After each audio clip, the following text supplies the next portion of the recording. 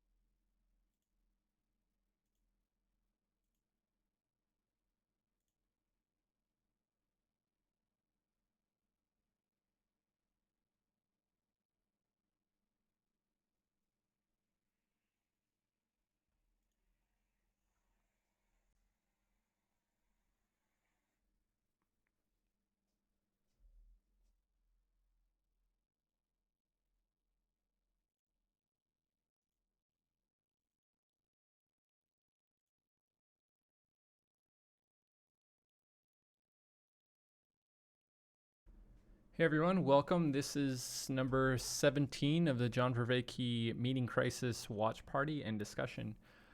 Let's see. The way we do this is the lectures are about an hour long, and then we do a discussion. We'll take a 10-minute break and then do the discussion after in a Zoom call.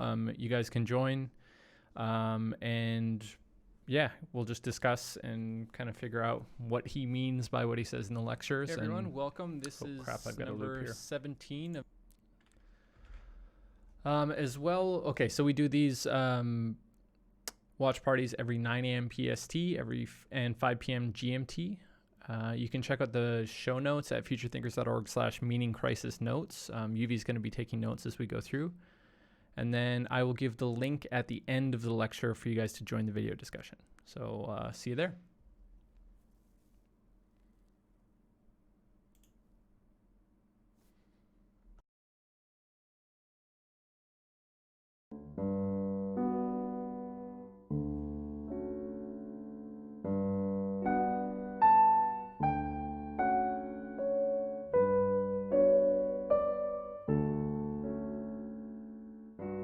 Welcome back to Awakening from the Meaning Crisis. Last time we tried something somewhat pretentious. I hope it was still valuable. We endeavored to discuss the contributions to the notions of meaning and wisdom that were made by the advent of Christianity. In particular, we looked at Jesus of Nazareth and the exemplification, right, of this participatory knowing in God's agapic creativity, this forgiving of personhood to others. John's radical idea that God is in fact this agape, that is actually what we've always been talking about when we've been talking about God. And then Paul's radical personalization of this, and how the metanoia of his own transformation is seen by him as a powerful instance of this gnosis, agape, but how that also carried with it a potential dark side in which elements of his identity get projected onto cosmic history, and the idea of inner conflict within history, within God, as being reflected of and reflected in his own inner conflict between the old Saul and the new Paul, and how much this gnosis, participatory knowing, is bound up with an exploration and an understanding of how our agency can be fractured, how we can be at war with ourselves, how we can suffer. And I want to take this up because the notion of how we can suffer, how we can become at war with ourselves, how our agency can be undermined, and how much cosmic forces may be aligned with our suffering becomes a central idea amongst a group of people known, or at least called by their enemies, the Gnostics. Now, there's a lot of controversy about whether or not this is a useful theoretical construct. There might have been some Gnosis communities. It's more apt to think of Gnosticism as a style, a way of thinking, like existentialism or fundamentalism, right? It's you don't go to like a fundamentalist a church. You belong to a branch of Christianity that might be fundamentalist, right? It's a way of orienting yourself that is not like belonging to a particular community or a particular political or socioeconomic group.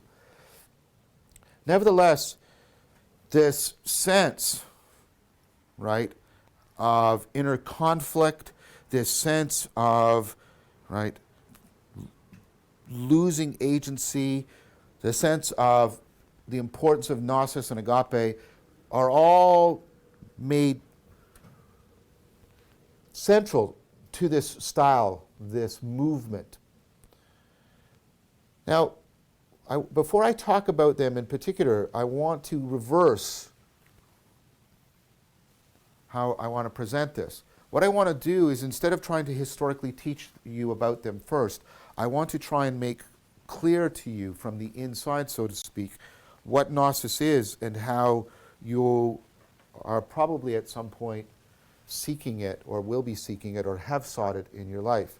And then once we get this existential understanding of what Gnosis is, then through that lens, I think it is more appropriate to try and understand the historical figures. The Gnostics are sort of, I don't know what to say, sexy, hot right now. A lot of conspiracy theories and Dan Brown kind of crap around all of this. And I think that's the wrong way. You don't really understand the Gnostics right, as a movement unless you understand what Gnosis is itself. This is going to turn out to be important because I think a way we can understand the Gnostics is they are the axial revolution within the axial revolution. They are the attempt to take the axial revolution to its culmination, to its rational culmination. And they are going to provide the undercurrent to Western culture's understanding of its spiritual history and direction. So for a long time, you won't hear me talk about the Gnostics because, like I did when I was talking about the Buddha's enlightenment, and we did a lot of cognitive science on higher states of consciousness, I want to try and do some significant cognitive science before we turn back to the history.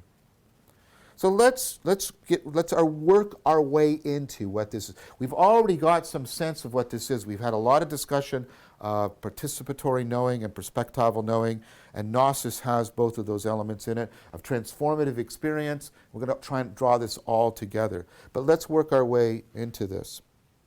So we've talked about a worldview. And a worldview is when you have you have this deeply integrated, dynamically coupled way of seeing yourself, your agency, and seeing the world as an arena. You have this bi-directional modeling. It is simultaneously modeling the world to you and modeling you to shape the world. This mutual conformity, this reciprocal revelation, right? So that's a worldview. Now, this has happened to me, and I hope something similar has happened to you. Perhaps when you're reading a book, a novel, or I'll use an example. I'm reading the works of a particular philosopher. Let's say it's Spinoza, right? And I'll be reading, and and Spinoza's a profound and deep thinker, and you spend a lot of time, and you're reading the arguments, and you're trying to understand, and you can come to follow the arguments. You can come to follow the inferences. You can even come to believe some of Spinoza's conclusions. And so you have a lot of beliefs, and they don't even have to be inchoate. They can be sort of systematically related together.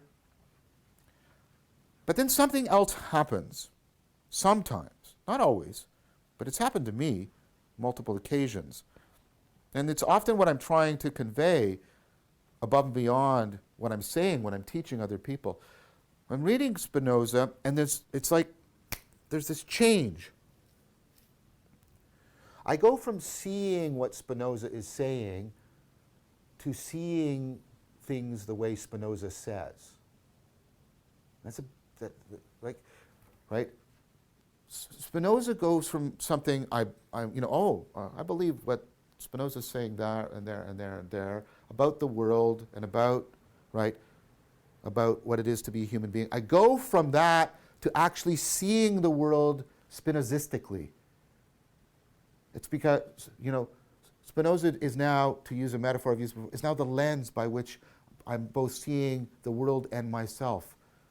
I'm now living the world like as if Spinoza was an adverb. I'm living the world Spinozistically. I have the perspective of what it is like to see the world the way Spinoza did, and what it is like to participate in that worldview. You get this advent of the viability, the livability of a worldview. James talks about that. He talks about the difference, William James, the great psychologist and philosopher, he talks about the difference between believing things and it actually being a live option to you. So what happens there is, at least for some period of time, right, the agent-arena relationship, the perspectival and the participatory knowing are now, right, conformed to, at least it seems to me to be that way, to what Spinoza had, not just what, right, Spinoza said, who and what Spinoza was and what his world was to him has become available to me. Now that's important because that viability, that ability to enter into a particular agent arena configuration will help me to take the next step forward, right? So John Wright talks a lot about sensibility transcendence.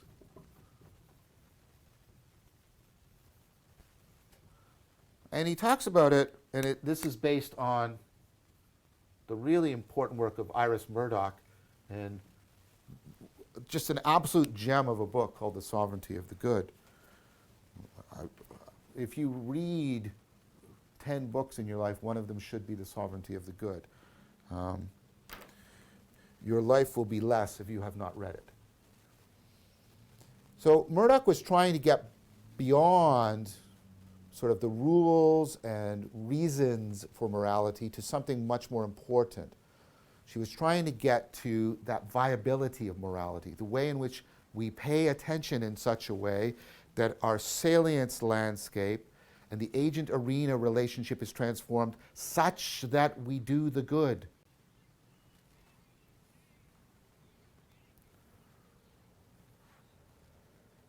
But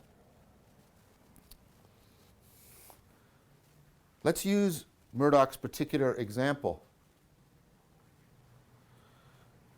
There's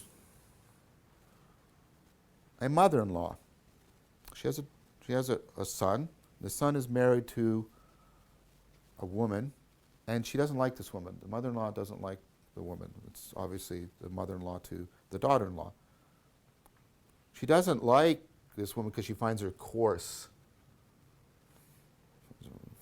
finds her loud, finds her kind of uncouth. And therefore beneath the sort of elegance and dignity of her son. And then, think about agape and forgiving here. Think about agape and forgiving. But what happens here, at some point, Murdoch says, and it happens like an insight. It happens like when you come out of the 9-dot problem. The mother-in-law realizes something. Now, and Murdoch is clear about this. It's not a normal insight. Like in a normal insight, we reframe how we're looking at something. I reframe how I look at the 9 dots.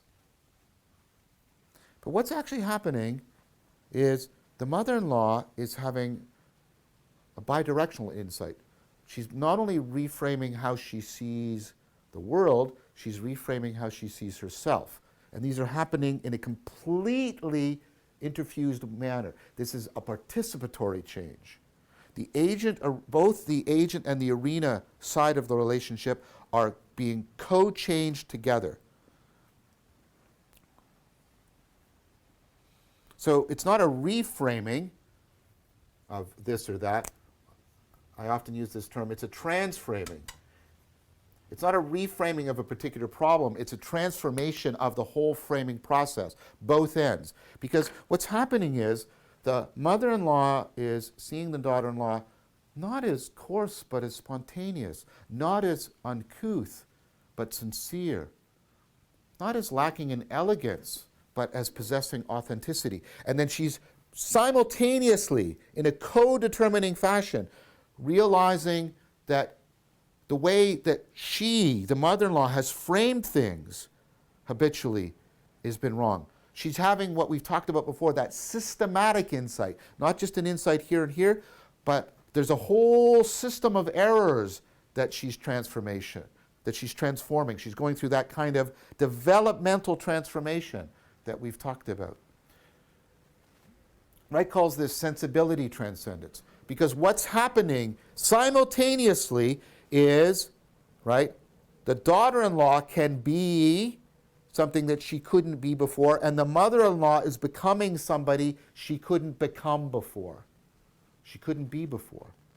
These two things are happening together. Her sensibility, her whole way of participating in a worldview, an agent-arena relationship, is being transformed. And so both things are going through transcendence. Do you see this? Here's herself, and here's, right, the daughter, the object of her attention. And this is going through self-transcendence, but so is this. And that's happening in a completely conjoined way. The mother, right, the mother-in-law is becoming what she couldn't be because of how she is, right, opening up what the daughter-in-law can be. And precisely because she's coming to, right, have a radical insight into what the daughter-in-law could be, right, opening up that, she's opening up what she can be. It's again this process of participatory knowing, reciprocal revelation, right? And it's, you know, this mutually accelerating disclosure, this knowing by loving. It's a sensibility transcendence. So notice what's happening here. There's a way, right, you can see that I can go through a process like this and enter into a worldview. And of course, that's what Christianity was offering, right? It was offering people that metanoia of how they can go through this radical transformation in this way, opening up the world, opening up themselves, etc. Now, why is that important? Because now I want you to think of the opposite. your inability to enter into or make viable to yourself a new way of being. Now, in order to get to that, let me bring up again somebody we've spoken before, Harry Frankfurt. Remember, he's the person who talked about bullshit. Frankfurt also talks about how, a wonderful book, Reasons for Love, and the importance of what we care about, how much our reasoning depends on what we love, what we care about, how we're bound into an agent-arena relationship. Now, Frankfurt brings up an important notion. He brings up a notion he calls, I don't quite like this word, but to be fair to him, I can't think of a better word. He calls the unthinkable. So let me give you an example of this. So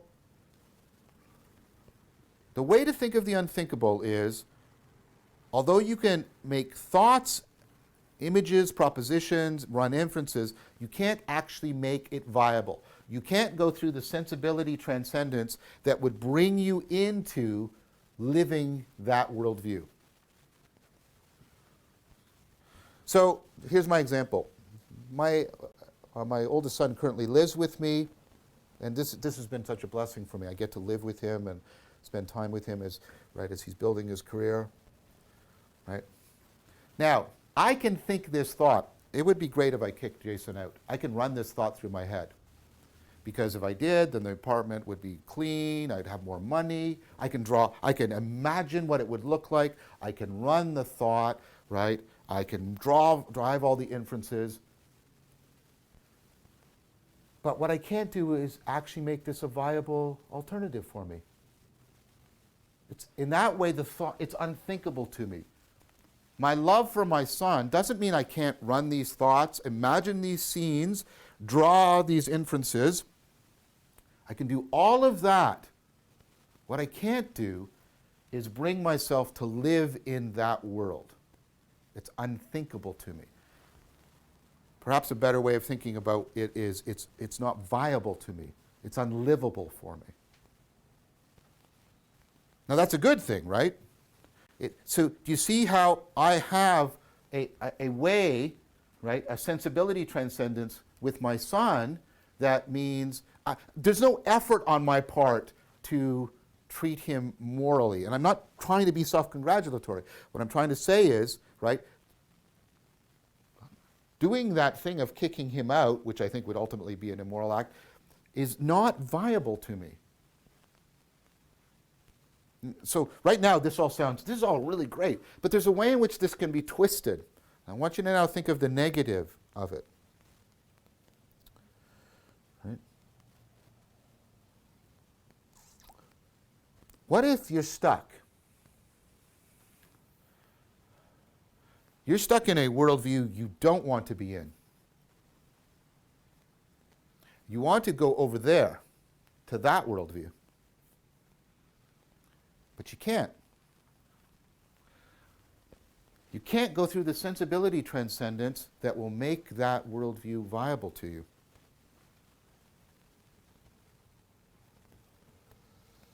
Because you can run inferences in your head. You can imagine scenes. You can state things to yourself. You can make all kinds of affirmations. Won't get you there. You're stuck. You can't go through that change. You experience a kind of existential inertia.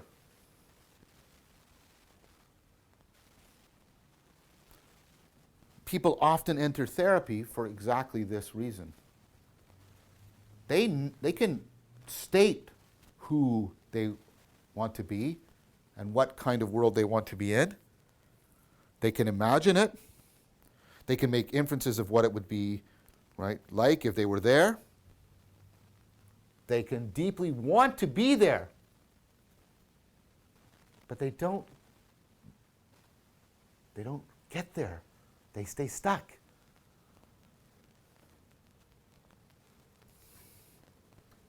I want to stop getting in these horrible romantic relationships. I want to be in a relationship that is deep and profound. it would be so good. I can imagine myself there. I can see myself. But I can't get there. Every time I try to get there, I end up here again. Every time. Somehow, and I don't understand how,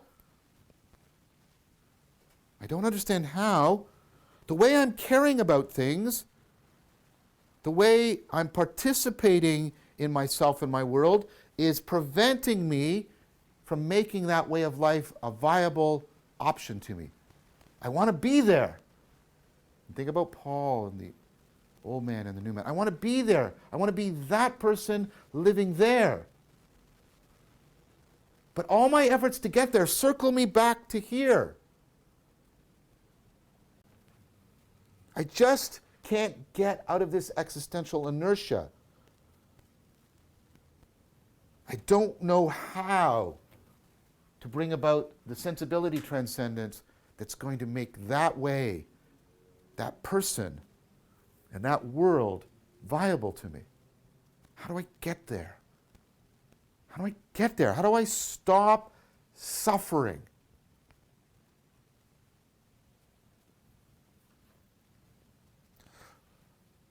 So one thing that can happen to people is they can lose their agency. Remember, that's what suffering means, because they're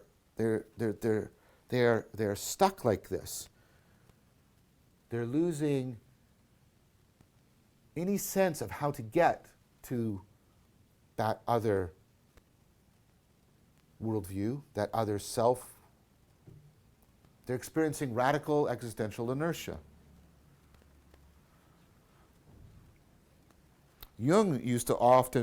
Carl Jung used to talk about the primary thing that people would have to get to and have to express, and why they would come into therapy was precisely because they felt stuck. It might not even be that there are particular concrete problems in their life. It might be that everything's actually going kind of well, but they're stuck. They're stuck. They're thwarted. There's a sense of they're not moving, and they should be. And although they can talk and draw images and make inferences about how they should move and where they should move to, they don't have the participatory perspectival knowing. They don't know how to get there. They don't know how to engage in the sensibility transcendence. They don't know how to bring about the transframing. And often they enter into therapy, and therapy has an agapic element into it. The therapist is affording an agapic transformation. But in addition to being stuck because of existential inertia, there's another problem people face when they are seeking, when they need significant transformation. And this goes to the heart of one of the best books. I've already mentioned it before in this series.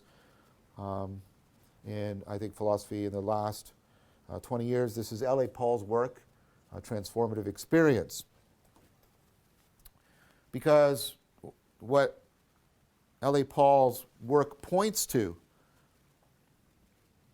is a way in which these transformative experiences render us, the possibility of such transformative experiences render us kind of stupefied, because what they have us do is confront a deep kind of existential ignorance that is endemic to these transformative experiences.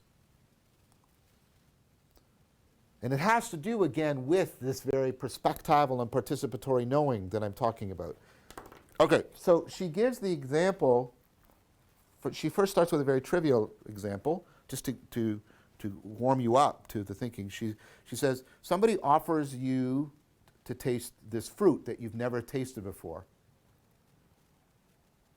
And the problem is people have a very bimodal reaction. They either say, wow, this fruit is so unlike any fruit I've ever tasted. It's so wonderful. I love it. Or they say, this fruit is so unlike any fruit I've ever tasted. I hate it. It tastes like vomit. And the thing is, you don't know which reaction you're going to have until you bite the fruit. And she says, well, do you bite the fruit? And you may say, well, I don't know. The point is, right, you bite the fruit or not, you'll typically say, well, what does it matter? There's nothing significantly at risk if I have the fruit. That's true.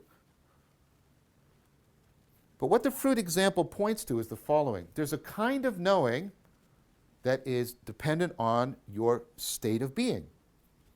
This is your perspectival knowing.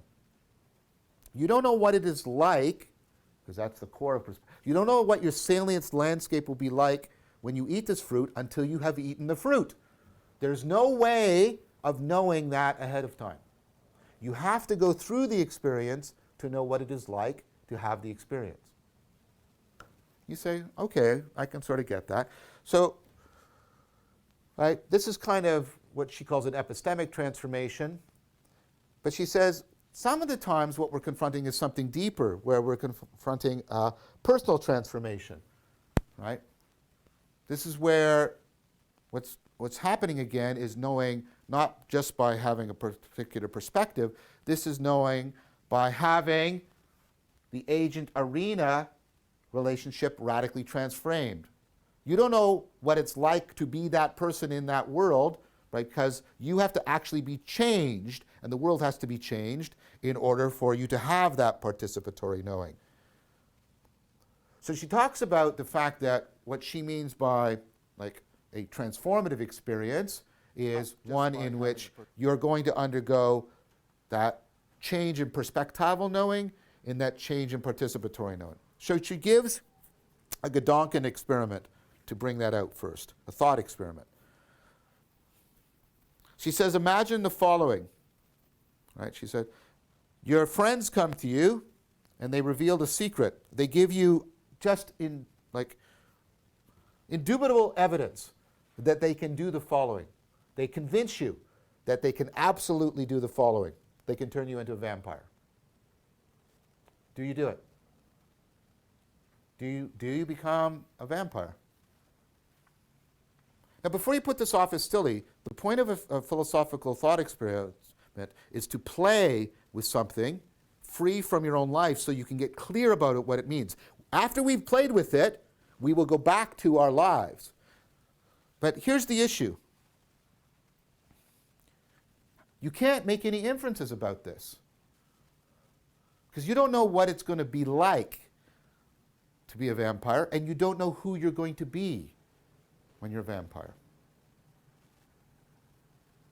Because your preferences, your character, everything is going to change, and your salience landscaping is going to radically change. You don't know what it's going to be like. So here's what you face. I don't know what I'm going to lose if I become a vampire. I don't know what I'm going to lose. Once I go through this change, I will have lost a way of being. It will become unthinkable to me. I can't get back to it, but I don't know what I'm going to lose until I go through it. So, well, then I shouldn't do it. But if I don't do it, I don't know what I'm missing.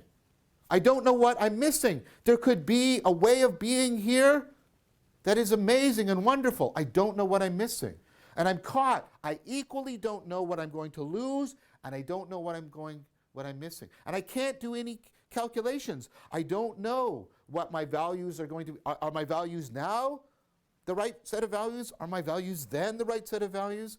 Is the kinds of experience I'm having now, or there is no place above I can make the comparison. I can't reason my way through it. And now, unlike the fruit example, everything is at risk. Both the agent and the arena are at risk. And you go, okay, so what? I get it. Who cares? I'm never going to be a vampire. That's not the point. The point is, once you acknowledge the logic of the problem, this is what she now gets you to realize. You confront these in your life at multiple times. Here's an example. So relevant to everything we've been talking about with agape. Should you have a kid? Should you have a child? Do you see how it's exactly the same? You don't know what you're missing if you don't have a child. Because you are going to, we talked about this, you're going to become a different person with a different salience landscape. And until you have a child, you don't know what it's like. So you don't know what you're missing. You also don't know what you're going to lose. Oh, people will tell you, oh, blah, blah, blah, blah. But until you go through it, you don't know. You're existentially ignorant. Here's another one. Should I enter into a romantic relationship with that person? You don't know. You don't know who you're going to be, because if it's a real romantic relationship, it's going to change you. You don't know who you're going to be. You don't know what your salience landscape is going to be until you're on the other side. You don't know what you're missing by not getting into the relationship, but you don't know what you're going to lose until when you get into it. So should you do it or not?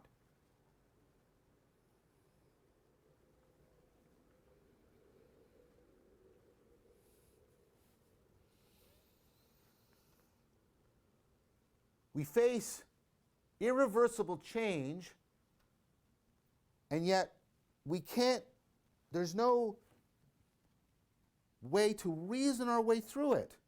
Because on both sides of the transformation, we are confronted by radical ignorance. We don't know what we're missing, and we don't know what we'll be losing. We don't know if we should stay here. We don't know if we should go there.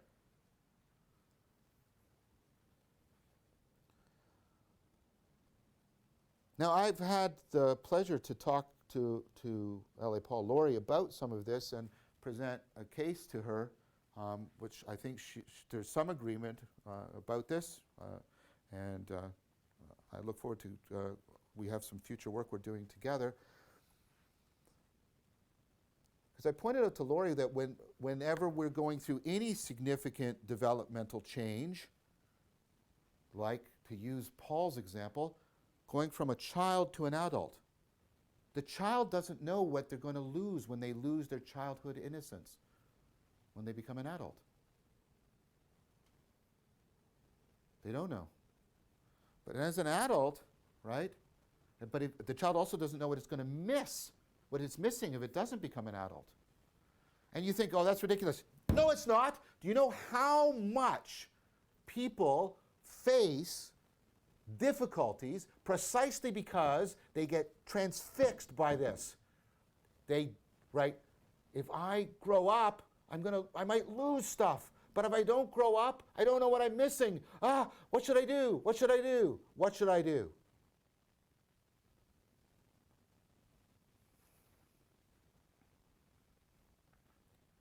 Like, if I choose this career, I lose all these wonderful potentialities. But should I just keep all my possibilities open? Look at all my possibilities. But if I choose this, I'll lose. And some of those possibilities I don't even know. But if I don't ever choose, what am I missing? I'll never know, because I've never actually gotten into any particular career.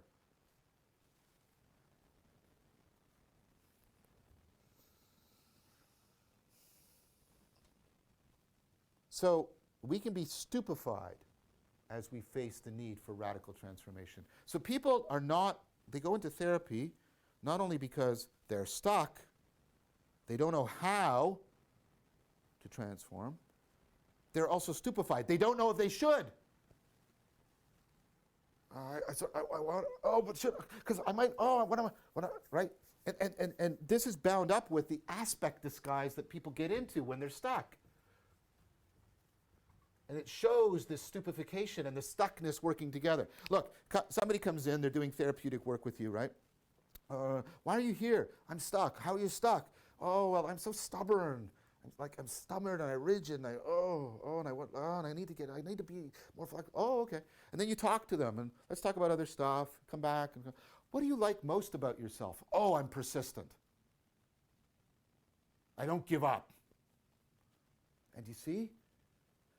The very thing they're trying to change is the very thing about themselves that they don't want to let go of, that they're most identified with.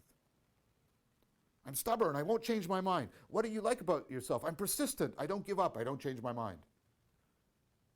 They talk about the same thing, one under a negative aspect and one under a positive aspect, and they don't realize it.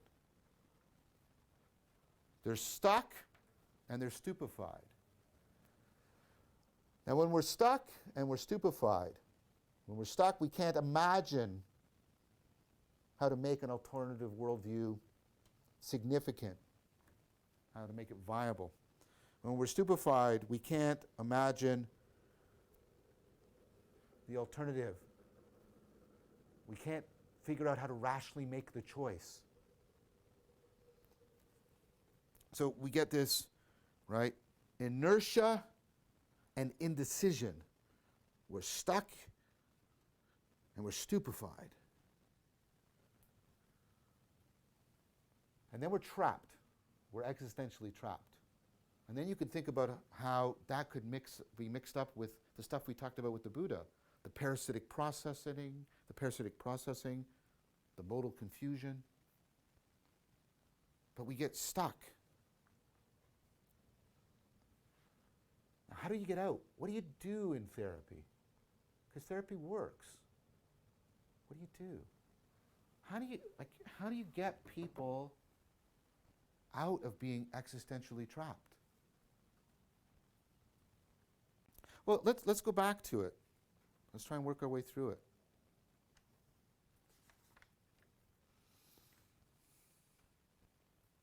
So, what do some people do when they're considering whether or not they want to have a child?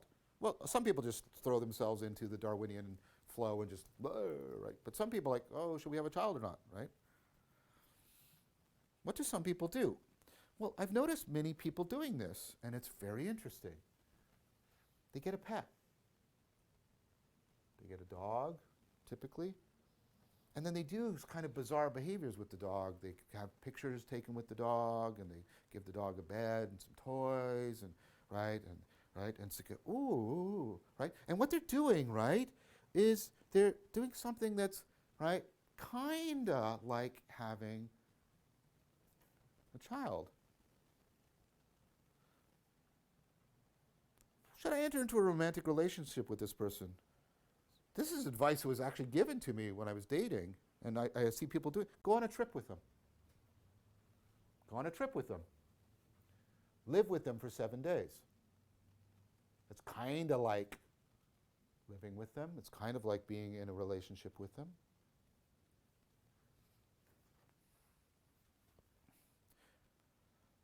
People say, well yeah, I sort of get that. But even the things like being a vampire, how do people do that? Well, they play role-playing games. And you say, that's just fantasy. Okay, well, pay attention to the way this is evolving in our culture. So role-playing games have moved into live-action versions where you act out the role-playing, and then this has evolved into a Norwegian, not Norwegian, a Scandinavian style, which is called Jeep form. And in Jeep form, what you're doing is you're given a scenario to act out, and the person that plays the role of like the dungeon master is like a movie director. They will tell you to cut scenes or switch roles. And here's the whole point of Jeep form. You're trying to enact emotionally difficult situations. Why would you want to do that? What people are seeking in Jeep form is they're seeking a phenomena called bleed. I'm going to do this role playing, and I'm getting this person out here is a director, and they're doing stuff to mess up with my transframing and my role playing, because what I'm trying to do is get so that the line between my real life and what I'm doing in this psychodrama bleeds.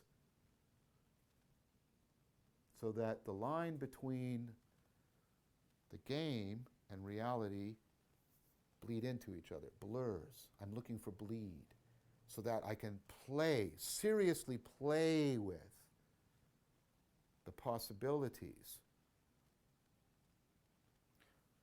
Do you see what's happening here? People engage, and we have to learn how to take this word seriously again, they engage in play. The whole point about play, right? The whole point about play is it puts you in between. Here's the world you're in, and here's the world you want to be in, and then there's this liminal zone where we can play.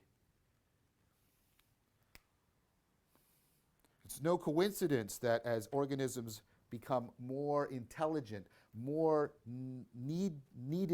more in need of, right, developmental transformations, they also become much more playful. They need more and more play. And play is not a frivolous thing. One of the disasters of our culture is we think of play as only about fun. We've trivialized it. Now, play can be fun, but I don't think fun is what people are after in Jeep form. It's not really fun that people are after when they adopt a dog and treat it like a child. See, the word play doesn't have to be about fun, because you can play music, and it could be heartbreaking music. It could be Mahler that you're playing. In Tai Chi, you don't do Tai Chi, you play Tai Chi. And it's not about having fun, it's about a deep engagement with processes of transformation. So the way to think about this is, what are people doing in all these instances? They're confronting the possibility of a transformative experience, and so what they do is they have an inactive analogy. This isn't an analogy of word or thought, because that's not going to work, because this is about perspectival and participatory change. This is an analogy you enact. You go through the actions. Now, this takes a lot of skill to create an enactive analogy. It creates a lot of skill. I got to get it right. Right? If I'm doing the Jeep form, I got to get it right, and that's what the director's there to help. Might do role reversal, suddenly give me an object I got to use, right? The therapist will suddenly get you to talk to that, pretend that empty chair, that your mother's there, and start talking, right? And you got to get it right. Because the enactive analogy has to be similar enough to the world and the person you're trying to become in that world. It has to be similar enough that you can feel it. You can start to get the perspectival and participatory knowing.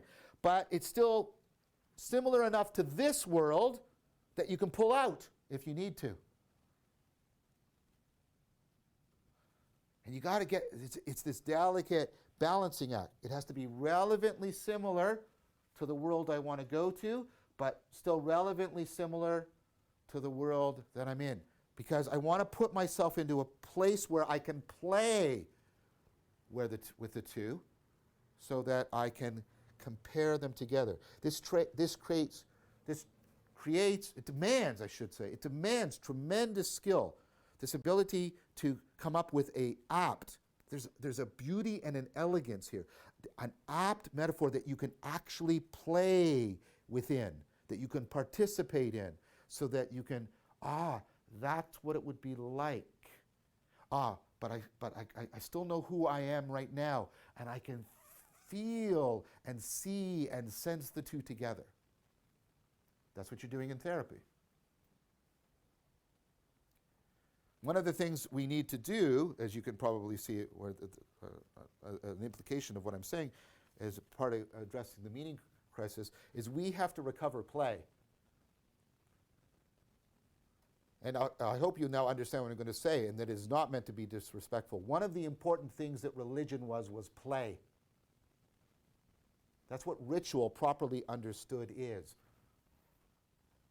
People are playing, serious playing, in order to try and put themselves into a liminal place, a place between two worlds, the normal world and the sacred world they want to dwell within.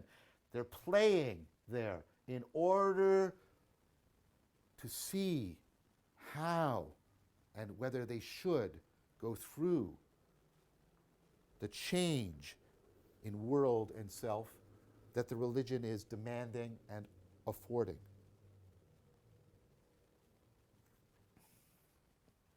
Now notice, in order to make a worldview viable to me, I have to go through this self-world sensibility transcendence. But you've seen that before. You've seen that before. This is anagoge.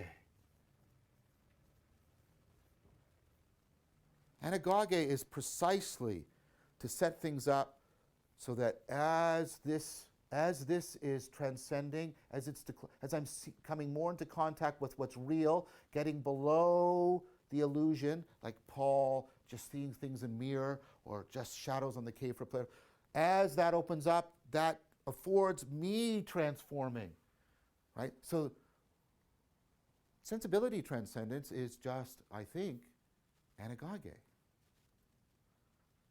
And sensibility transcendence is how I enter into a worldview. So what I need is I need not only an enactive analogy, I need a way of enacting anagoge. And that is also what religious ritual used to do for us. Religious ritual was a way of playing with enactive analogies so that I can compare, so I can overcome the ignorance. I can see isn't even the right verb. I can be these two worlds, these two ways of being, these two persons within those worlds. But ritual also was enacted anagoge. It was giving you the skills for knowing how to get unstuck, how to go through sensibility transcendence, how to make that world viable. So in therapy, you're often doing this. You're giving people an active analogy. Okay, so you're having, like, it's coming clear that you're stuck, and it has to do with how you're related to your mom. Okay, so pretend that your mom is in that chair. I know she's dead now. Forget that. This isn't literal, but it's not fun. It's not frivolous. It's serious play. Pretend your mom is there. Enact that. Get the analogy. Talk to her. And then here, I'm a therapist. I'll give you ways of reframing her and reframing yourself. I'll help you to engage in anagogy so you'll start to know how to go through the sensibility transcendence. And that's how you get out of being existentially trapped. You have this ritual behavior.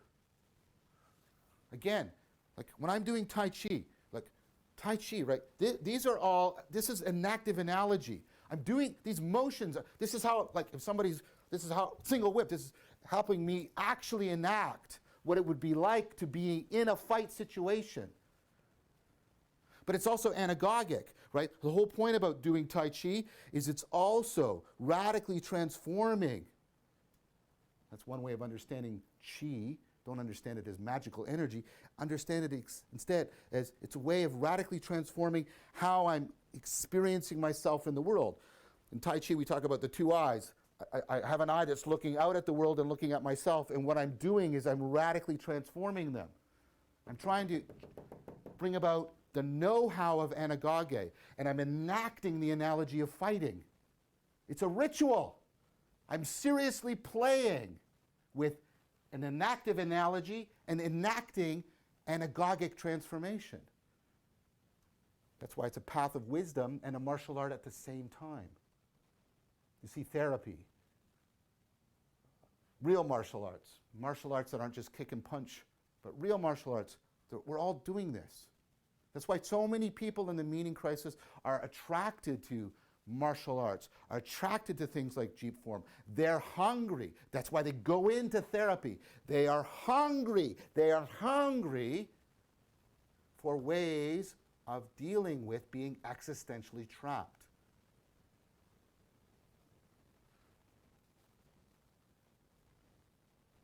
So, people are looking for ways of transforming not just their cognition, their beliefs, but perspectively transforming their consciousness, and in a participatory fashion, transforming their character. What they identify with and how that identification enables them to inhabit an agent-arena relationship.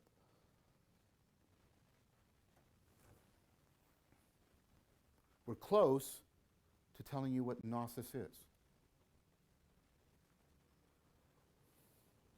So in Gnosis, what I'm trying to do is bring about an altered state of consciousness. because that is going to put me into the flow state. It's got the possibility of giving me a higher state of consciousness, a mystical experience that's transformative. And then what I'm doing is I'm setting this within a ritual context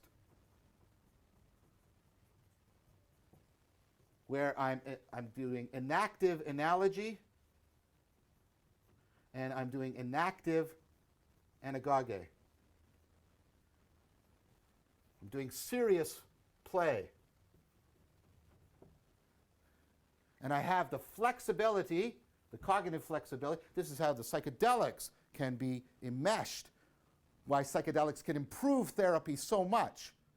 Because the psychedelics give you the cognitive flexibility in the flow state and the possibility even of a higher state of consciousness that then, right, empowers this process to get you free from existential entrapment. This is why you give people, right, psychedelics and you put them through the therapeutic process and you can get them free from post-traumatic stress disorder. Okay, so now, what's Gnosis? This is Gnosis. Gnosis is to have a set of psychotechnologies that create a ritual context, like Jeep form, like martial arts, like therapy, that allows us to overcome being existentially stuck, existentially stupefied. And that is being powered by an altered state of consciousness that's induced by chanting, sleep deprivation, psychedelics. And what this does, what Gnosis does, is it frees me from being existentially trapped. It's this combination, this integration of psychotechnologies that activate and transform perspectival and participatory knowing and give us a sense of a greater reality that we want to live within, and thereby liberates us from being existentially trapped and heals us from our fractured suffering, our fragmented agency, our broken world. That's Gnosis. So what I want to look at next time is how Gnosis was taken up within a movement within the same time period as early Christianity. Thank you very much for your time and attention. All right, guys, thanks for watching with us. We're going to take 10 minutes and then we're going to come back and do the discussion. If you want to participate in the video discussion, it's on Zoom. You can go to futurethinkers.org/discuss and that'll forward you to the correct link. Don't be shy. Come on in, have a chat with us, and we'll get into it in about 10 minutes.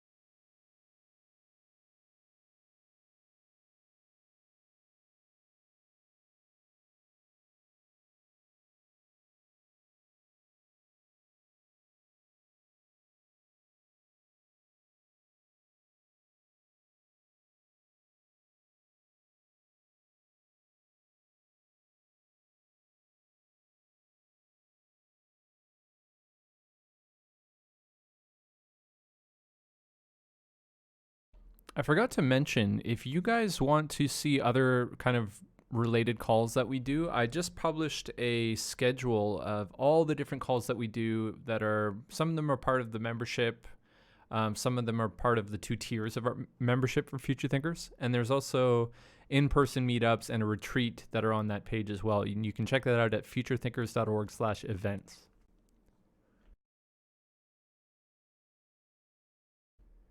And the discussion is starting in 3 minutes and 45 seconds. So if you want to participate in that, again, go to futurethinkers.org/discuss.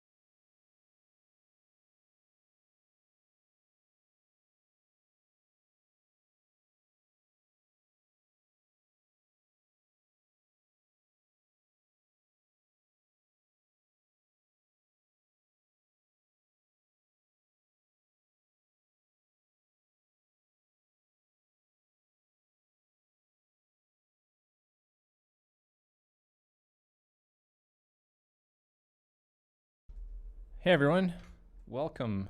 We got a big group this week. This is cool. I've got a very cranky child, so I'm gonna be bowing out for some of this conversation. But yeah, you guys play at it. Yuvi or David, if one of you guys want to start. Sure, I'll start. Yeah, this was a really interesting one. It reminded me of the practice of visualizing something before you make a change in your life, and visualizing it not just in visual terms, but actually experiencing it. So, which is why what I posted in the chat, that it's like, this is how people talk about manifesting things in your life, where you allow your whole body, your not just your mind intellectually, but actually your whole body to experience something before you experience it. And just that experience of visualization actually changes the person that you are, so that you become then able to enact the transformation, or do the kind of next step in your life that you're attempting to take.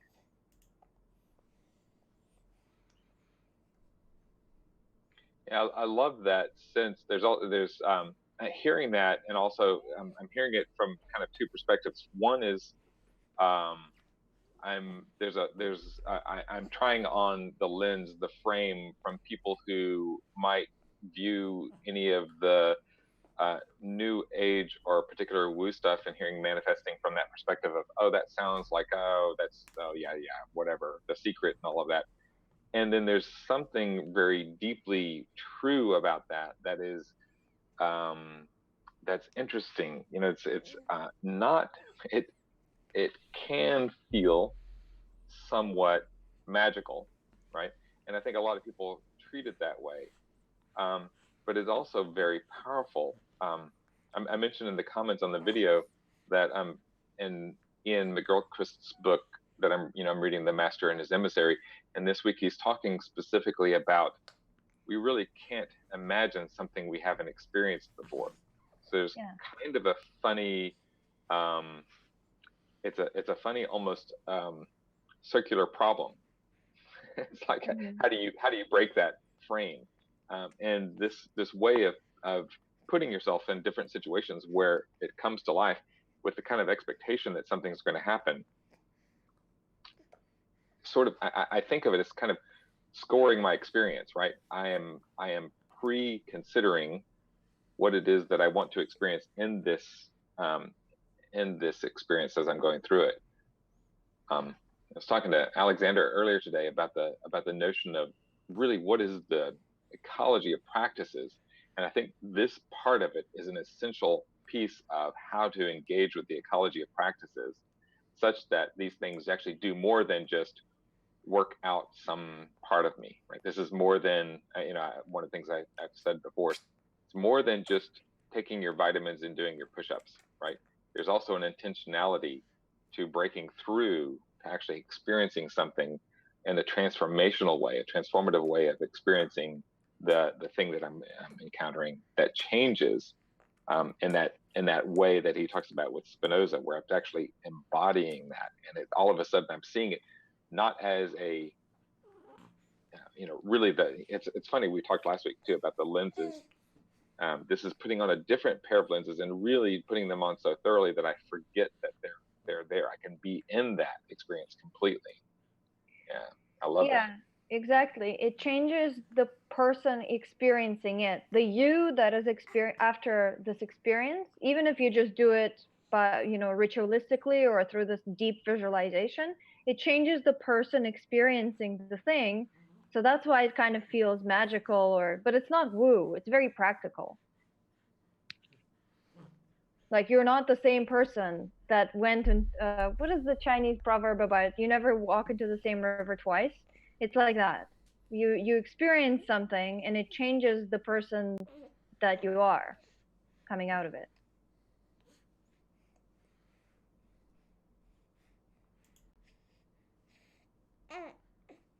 There's something similar to something I've talked about in one of the other calls, which has to do with trying to understand other people's perspectives by simulating as much as you can, like what would make you arrive at the same decision that they've made.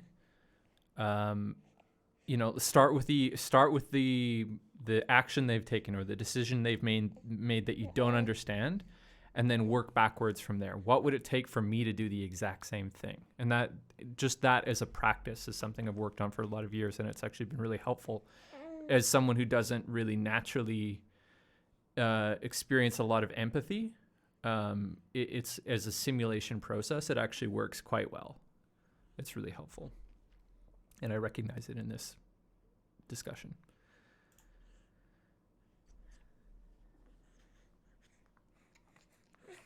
There's something else here that I want to honor. So, I mentioned the potential of it looking like woo specifically because for some people that will be the case. And so I really want to address that there's a way that I think that some of what we're talking about, somebody in the comment thread was talking about the fact that, oh, can you really look at 9 religions at once? And it's like, if that feels taboo to you, honor that feeling, right? Don't do that if you feel like that's not something you want to do. It's tricky though to say no one should do that, right? It's a very interesting notion of how do we engage with this, but there are other aspects of this that are really important to recognize. I also mentioned something about I've started noticing more people doing stuff with tantra, with sex play parties, and with other things that are again, in that way, people could say that's taboo. Nobody should ever do that. And it's true that there really are powerful ways that acting in this way changes one.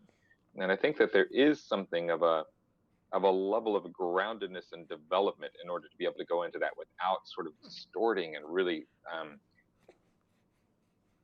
challenging some of the base level layers. It's something like there's a reason why it's not good for children to engage in sexual practices before the age of maturity. It's a reason why the Kabbalists say, wait till you're 40 years old before you start engaging in Kabbalah. So there's something in this that you need to build a certain level of experience before. I don't know that you can necessarily say that it's always an age-related thing. Your age doesn't necessarily speak the level of maturity that you need in order to be able to do that.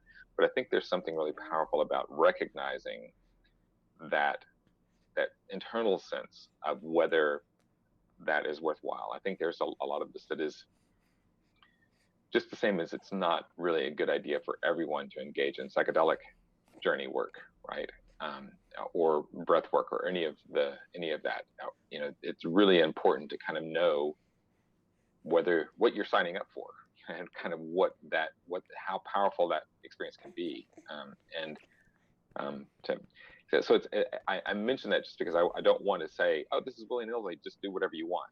It really is. Be mindful. This stuff is crucial, and there are less. I think that one of the things that would be interesting is less possibly traumatic experiences to get a sense of this. The role-playing games, something like what he's talking about, that gives a sense of, oh, okay, this is wow, this really does change my perspective, and understand how that shifts who I am, and parts of me fall away and other parts of me come to light in a way that I can still manage to see that I'm not really losing my agency. I think that's really what I'm most concerned about, is that if you engage in this too quickly, you can lose access to your agency in a way that feels very traumatic.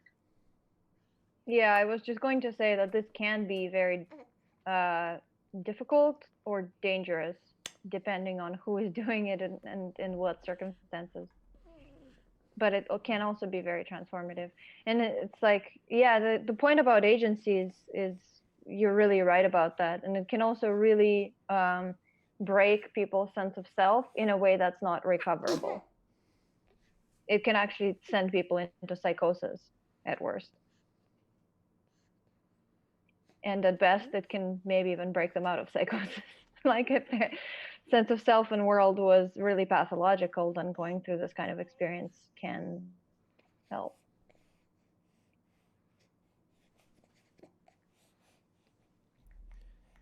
Anyone who hasn't spoken yet, we can take this in any direction. What were your thoughts? What did you enjoy from this lecture? Hi. John Vervaake's got an amazing way of describing the various sort of from a cognitive science point of view, like the amazing kind of tools you can use to disrupt and break frame and move from one worldview into another.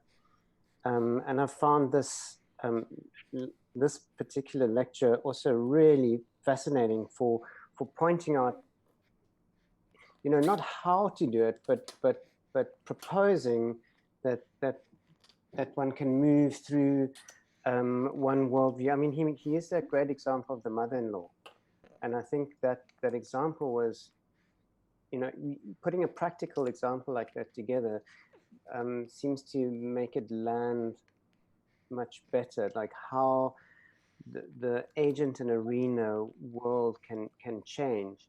And he kind of explains a little bit about how to do it, but I'm still not really clear on like how would you start, what kind of questions, or how would you actually move from one to the other? I mean, that might take another whole lecture, or maybe that still comes. But this is really fascinating, especially if I apply it to some of like my relationships, or my romantic relationship. You know,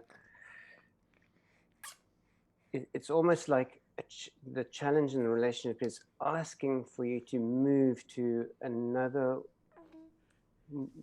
worldview to kind of resolve like the difference of view, or the sort of conflict. And you know, just practically for myself, I'm trying to also see like, well, how, like, what are the things that are actually, or what are the questions that are asked that help me reframe, and even like if I was to go into a dialogue with a therapist and kind of try and practice communicating with somebody else first in that hard environment, and then bringing it back home and trying to move from the way that I see it and what I think is right in my perspective to or what John is suggesting. I think my question is how, and that's not, I don't think is too clear in the lecture. Maybe you guys have other examples of how one do it. Go ahead, Rob. Hi, it's the first time I've joined the group, so hi. Welcome. Thank you. This is an attempt to answer from my perspective, Alexander, your question.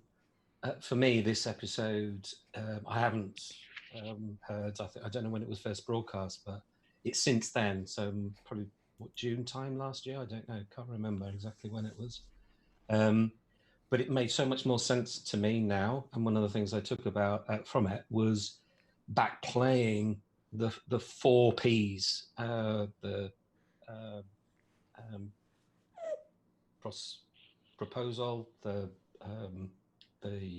procedural, the perspectival, and the participatory knowledge. And for me, the whole, I think explaining what I took from it, which was really real to me, is that you can't really get to know anything without participating. And this serious play is about projecting yourself. And for me, flow is when you bring that timeline between projecting yourself forward into the moment, and the two come together. So for me, a simple answer, Alexander, is, I think for me the message I took from is that you can't. I can't remember the phrase you used, Alexander, but you said what question to ask. Almost that is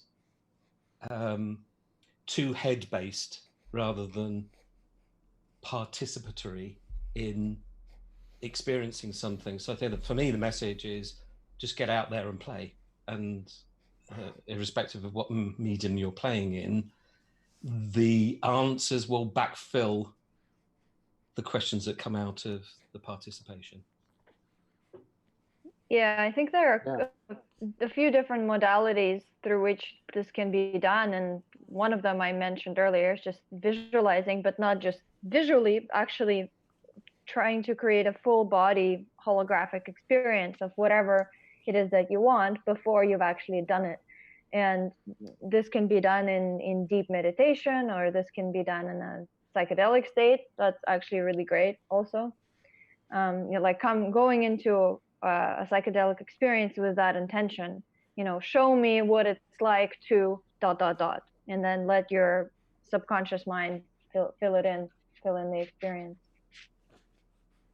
I've actually done that myself with a few really important decisions in my life, and it was really transformative. Yeah, there's. So, Yuvi, just a question on that. What particular substance did you use to help with that? Ayahuasca. Also, I've done this with marijuana, and I've done it with Syrian rue, which is one of the kind of alternative ingredients of ayahuasca.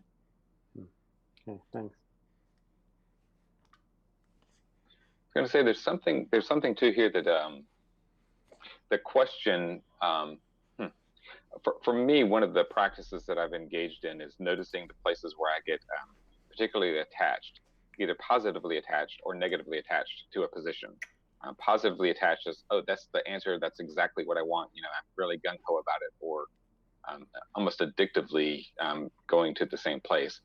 Really noticing what is it inside of me that feels so driven towards that, or negatively attached being where am I defensive or righteous about a position that I'm fighting someone else, projecting on them that projecting that some answer out there is going to save me, or some answer out there is preventing me from getting where I need to be. And when I notice that the feeling is out there, it takes me back to the beginning of the lecture that John was talking about, the Frankfurt's notion of unthinkable and also unenactable, that sense of I'm stuck because where I want to get to, I can't even imagine myself doing that. I won't allow myself to do that. And he gave both a positive and negative example there. And that's an interesting frame around which you can start to ask a question. How could I set up a scenario, do some sort of gaming thing where I can play with enacting that, where the stakes are lower, but the feedback is high, right? Where I'm actually getting good. I'm doing that in a way that is bringing my full capacity online. Not just I can think through it, but my imagination has to be pretty intense in order for me to actually embed myself in that situation just through thinking through it. It's not the same thing. It's like he also says at the beginning of that, it's viewing it out there, but then at some point as he's reading it, he embodies it. It's like, oh, I'm wearing the lens now, I'm actually in this situation. So it's a less risky situation, but that I can actually enact, start to feel it, and then the question starts to deepen from there. The next question that comes up is, what's the next layer of projection that happens that this is kind of funny. It's kind of like the movie Inception. Kind of go one level deep into the dream, notice what's here. Okay, from here, what problem comes up? Okay, I'm going to go into the level of the dream there to look at that and embody that.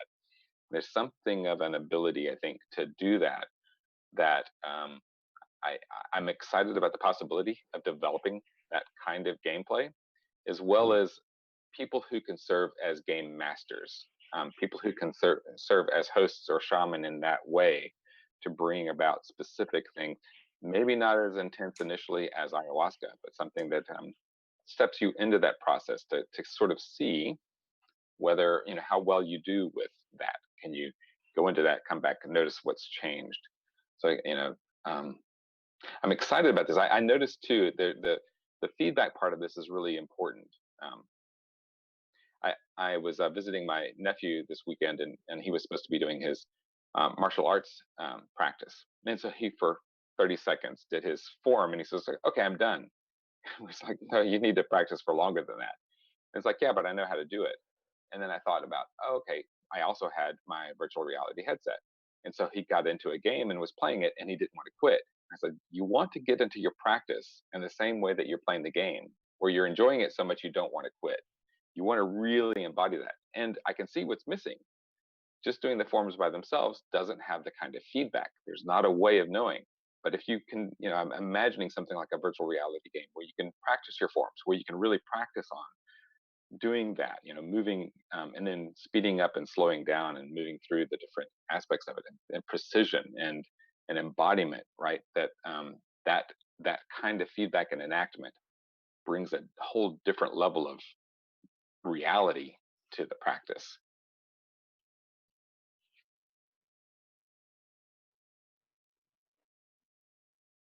That's a really good point, that it's not just that it's not just kind of the visual or the experiential aspect, but it's also the interactive aspect. How do you respond to the world, and how does the world respond to you when you are this new person once you've done the thing that you're attempting to do? Yeah. Yeah, that's why I think it's great to have a group that you're doing these practices with. And I love your idea, David, of having it as a game, because that kind of does help fill in as a substitute for a group by making it more real and more interactive. I think what happens quite nicely in a cult, and I've been involved in a cult at one stage, and there's that sort of group. Like a group reality, or what do you call it? There's a word for it. A reality consensus. Consensus reality, yeah. Yeah, which makes it become very real. But on your own, like doing those martial art practices on your own, is actually very difficult to make it stick and make it. You kind of need that feedback loop, or maybe even with biofeedback, you can get an entrainment going. Yeah, actually, interesting you mentioned biofeedback. I know somebody who went to biofeedback therapy that attempted to do something like that.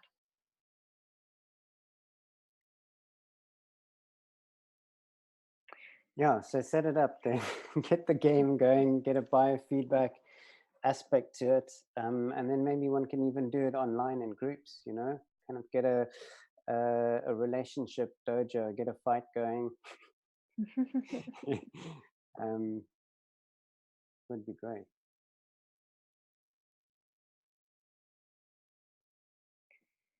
And I'm sure Jamie Wheel has a lot to say on the dangers of this kind of stuff. And like you said yourself, consensus reality in cults, and how people's shadow can come out, and there can be pathological patterns that come out of that as well. But also useful things. I wanted to also mention, I want to invite the Dini Alahi. I wanted to invite you to say a little bit more. You're typing things in the chat, which we can see on the call, but anybody who's watching the live cast won't be able to see that. So there's, and I'm curious specifically about your thoughts on how you deal with the potential dangers of cult-like or right. That stuff, which I think is part of what somebody on the thread was talking about earlier about, oh, you can't really do this. You need to be careful. And it's one of the things that I think that Jamie Wheel would say. Yeah, you need to be mindful about how to approach that. So in the Dini Ilahi, what we're doing, it's a revival of the interreligious dialogue venue that was set up by the Emperor Akbar in the 16th century. In India, he was an emperor, and he realized that, you had the Sikhs and the Christians and the Hindus and the Muslims, and they were all at each other's throats. And the idea was to set up this venue, which was then called the Ibadat-e-Khana. And the Ibadat-e-Khana is a venue where all these different religions get together and have what we today call interreligious dialogue. So in the revival of the Dini Ilahi, what we're doing is we're reviving the Ibadat-e-Khana, this venue for interreligious dialogue, but we're doing it existentially in the way that John was talking about, because what we're doing in the Dini Ilahi is we're actually stepping into the roles. And some people in the chat during the video were saying, oh, that can't work, blah, blah, blah. Well, it actually does work, because we do it pragmatically every day. The way it works is you make a commitment to convert to 2 or more religions. The idea is this: ethically and philosophically, there are things that can be verified through scientific method and whatnot. But metaphysically, metaphysics is basically a game. It's play. what you're doing when you're dealing with metaphysical propositions is you're dealing basically with the same kind of mindset that you're dealing with when you read a novel, is you're stepping into a reality which you're simply just accepting as it is. And so just as it's possible to step into a novel and get involved in that worldview and, you know, play in that in your imagination, you can also step into these metaphysical propositions that each of the religions make. How does it work out in the reality in everyday life? Well, as I mentioned in the notes here in the chat, there are two ambits in the Din Ilahi. There's an ambit where you're actually practicing within the different separate communities that you make a commitment to, and there's an ambit of everyday life. So the everyday life ambit that involves just this kind of general acceptance of humanitarian ethics, because as we all know from all the great world religions, the golden rule and whatnot, they all accept a basic baseline of humanitarian ethics. So on the ethical level in everyday life, we find that if you're, you know, just an average believer in any of the religions, Judaism, Islam, Christianity, you're operating in the everyday world on a pretty homogenous ethical level. But then when you step into the, let's say, separate chat rooms of the individual communities, like for example, when I go to a Jewish synagogue, or when I go to a Catholic mass, or when I'm participating in my in a Sufi zikr, I'm actually stepping into another ambit, and that's the role play ambit, where you're accepting the metaphysic of that group, so that you can role play that metaphysic through that specific practice. Okay, so you can step in and out of these religious worlds, and you can give yourself over existentially to the theory of mind, as it were, of that group when you're within that particular ritualistic context. And when you step out of the context, then you revert to the default of the basic baseline humanitarian ethic. So that's how it works in practice.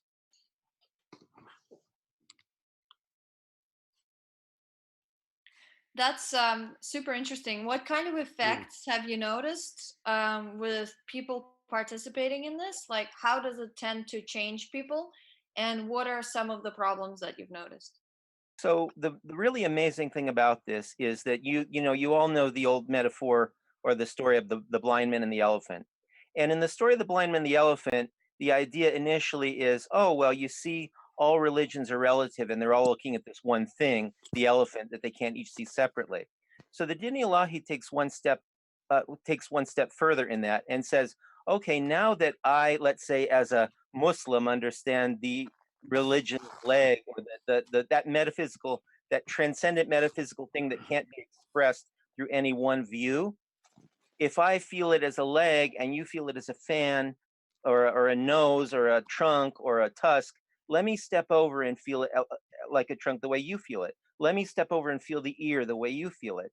And what happens is, when you do this, when you practice, when you step into these different little kind of venues, and you celebrate Zikr on Friday, you go to the synagogue on Saturday for Shabbat, you go to the Catholic Mass on Sunday, what you're getting is the parallax view. And the parallax view allows you to triangulate the metaphysical object, which any one particular perspective cannot find. Which is why in the Din Ilahi, we enjoy a privileged position on that metaphysical object that no one view can enjoy, because we get this parallax view. And so the more traditions you're practicing within each separate venue, the more your parallax view of that metaphysical object, which is unknown to an isolated believer, becomes fuller. So that's the great advantage. Okay. The disadvantage, of course, is that you don't get the benefits that a believer gets in any one tradition when they commit. Let's say that I'm going to be a Jew and I'm just going to celebrate Shabbat and follow the Jewish traditions and the 613 laws. Okay, that's fine. You don't get that full view that you could get by triangulating the truth by practicing the Din Ilahi. But what a member of the Din Ilahi doesn't get is that kind of deeper, richer experience of being totally involved and absolutely committed to one group. But you know what? The analogy is with children. I have one child myself. I was brought up as an only child. Many other people have many children, right? Now, one analogy can say, "Oh, you can't practice different religions. That's like trying to be married to one spouse." No, it's not. You have to change your analogy. It's like having a bunch of kids. Can you love more than one kid? Absolutely. Every kid is different. Do any one of your children, of your many children, lose in quality of love if you have multiple children? Well, that's a question you have to ask. But I would contend that it's the exact same loss of quality that one gets by practicing multiple religions. So Interesting. Yeah, I never practiced multiple religions in this kind of formal way that you're talking about, but I have picked and chosen many different psychotechnologies and many practices from many different religions around the world. So I I actually very much resonate with what you're talking about with this parallax view. And also having grown up in Russia and then moved to Canada and then lived in Southeast Asia in many different cultures, it's the same thing. Kind of taking on these different perspectives and being able to hold a bunch of them at once creates 3D, 4D, multiple D view of the same thing rather than just kind of flat. Yeah. yeah, and I think that the real kind of the special quality about it is when we approach an object of study in science, say, because of the nature of the physical world, the object of study in science is obviously going to be it's going to be unilateral. You're going to be measuring basically physical qualities, and whatever answer you get about the truth of the object of study, that that answer is going to be unilateral in the sense of being it has to conform to certain positivistic and empirical standards of measurement and arrival at knowledge. But with the metaphysical object of contemplation, the metaphysical object transcends the physical world, obviously, right? So the only way actually that you're going to be able to discern and verify the truth of the metaphysical object is through a parallax view, because it's not a physical object that has this unilateral monolithic ontology. The ontology of the metaphysical object is by nature multiform and can only be approached from different angles. So the thing is, I think that, traditionally, obviously, people have always had one religion because they were born into one culture and that's all that they had. But I think the great discovery, especially the discovery of metamodernism that we're seeing as we're breaking out into kind of this global community, we understand, wow, actually, the real benefit of a religion as opposed to science is that in religion, we can approach the object of study from like a multi view, right? A sort of like a poly view rather than this single view. And this is something that is just going to fly in the face of a traditional acceptance of religion, because most traditional religions say, oh no, you can only practice this one particular thing. If you drill many holes, you're not going to go very deep, but if you drill one big hole, blah, blah, blah. There's all kinds of analogies about it. But I like Thich Nhat Hanh's analogy myself. Thich Nhat Hanh, somebody was asking him, how can you practice Christianity and Buddhism at the same time? It's like a big fruit salad, as if that's supposed to be a bad thing. And Thich Nhat Hanh said, well, fruit salad can be nice, right? I mean, it's like, why not mix it up? That kind of bypasses that whole contention that practicing more than one can't work. This is actually, sorry, just one short thing. Somebody brought this up in the chat, and this is actually exactly how what second tier thinking is like. It's I was just gonna say that. experientially being able to engage in multiple different perspectives. So not Right. just switching it psychologically, but actually experientially, where you're able to fully embody different perspectives and thereby see that no single perspective is sufficient to observe this metaphysical object, as you say. Right. And I just want to say one note about psychedelics that you mentioned, Yuvi, and that is that with psychedelics, you're making a huge commitment in terms of any kind of psychochemical transformations that occur. You don't really know what you're getting into. And once you're there in kind of deep water, you can't back out. You're there for the long run when you ingest whatever you're ingesting. I think the multi-religiosity is safer because if you hit that point at any time during your experience of this, multi-religious path within the separate venues, you can back out and you can say, well, this is getting to be too much. Like if you're having a really bad time in a meditation session, for example, you can kind of step away. You haven't ingested any chemical that kind of commits you to that particular existential moment if it turns out to be too much for you to handle. Yeah, I was going to say that again, this kind of goes back to the point that I was bringing up at the beginning, was that developmentally it's important to actually have a good firm base before you start mixing, right? Before you don't want to mix the fruit salad before the fruits are really Right. differentiated, right? Yeah. And there's something that really is important about the first axial age and the development. I think it's important that each of the traditions develops something that says, no, you need the purity version of this. I'm not going to, if you do, if in the axial age, everybody got together and said, well, we'll do a monolithic religion of some Buddhism, some Christianity, I think it would be muddled. Actually, this is an interesting point. I grew up Christian, but not very deeply Christian. It didn't satisfy me. I married a woman who was Jewish and converted to Judaism because at first I thought we would raise our children both. And our rabbi said, I would prefer that you raise them Christian over both. Pick one, because you'll give them a firm base from which to explore. If you don't, if you give them a firm base, they can explore any number of things. If you give them no base, they'll have nothing from which to explore.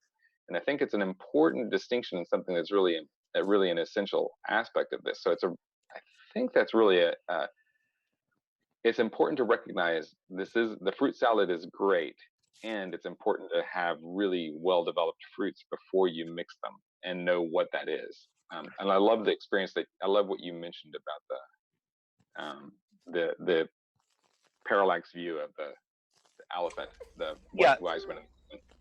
I get what you're saying. Now, the thing is, though, because our social situation is so different in, kind of post-capitalism, global democracy, whatever you want to call the situation we're in, as opposed to what was happening in the axial age or former times, we're working from a really homogenous, flatline ethical perspective. So everybody basically agrees, no matter what religion or culture you come from, what the basic standards are for ethics. So that's something that's totally changed.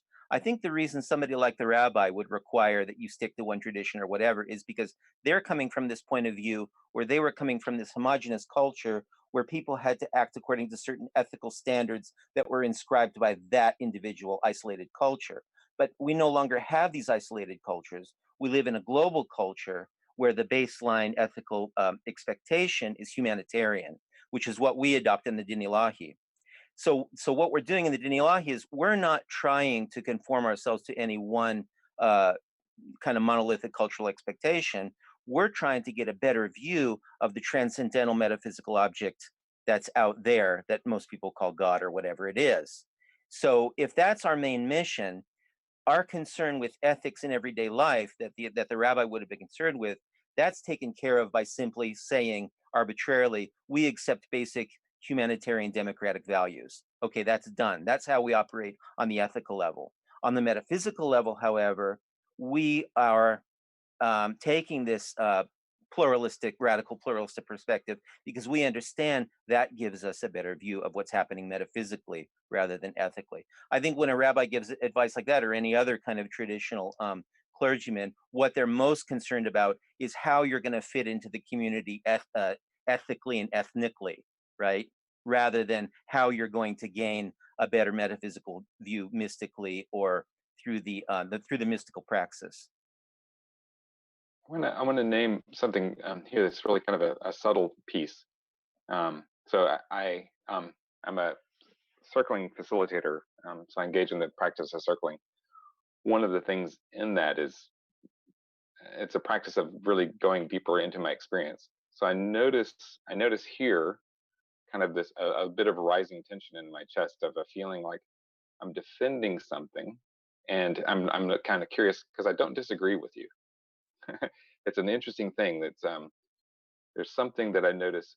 I also have a information technology background, and working with people trying to define the problem clearly enough to be able to do the work between the customer and the developers and the management. There's something that was a very common thing of vehement agreement, right? we can be saying the same thing with slightly different versions of the parallax view, feeling like, oh, there's some essential value which is not getting proper due, right?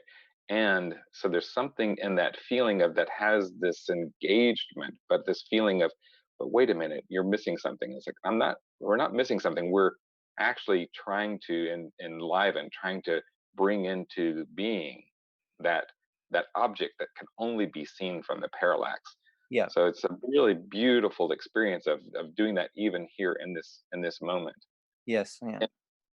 And I think that there's something that's really beautiful to hear as well. I don't know how many people on the call are familiar with the notion of game B, but the Yeah, I've notion, heard of it. Sure. Yeah. Mm-hmm.